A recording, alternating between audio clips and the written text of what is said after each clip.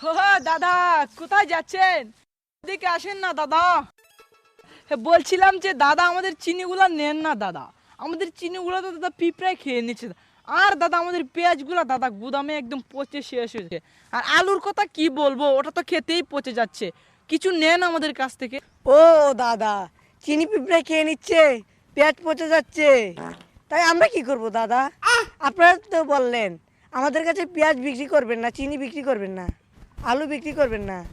ও দাদা, এসে বলছিলাম যে দাদা আমাদের পণ্যর না কিছু দাম কমেছে দাদা, আপনারা যদি কৃপা করে যদি কিছু নিতেন দাদা, ব্যবসাটা দাদা আবার চালু করতাম নতুন করে দাদা।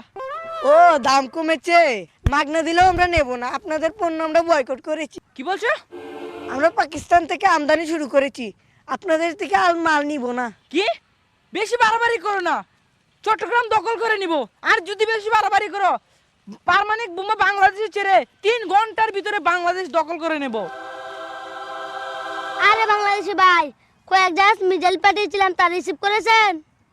পাকিস্তানি ভাই রিসিভ করেছি। ও আচ্ছা, আরো কয়েক জাহাজ পারমাণবিক বোমা পাঠিয়েছি, সেগুলো রিসিভ করেন। আচ্ছা পাকিস্তানি ভাই। ও ইন্ডিয়ান দাদা, কি জানি বলছিলেন আপনি? না দাদা কিছু না দাদা।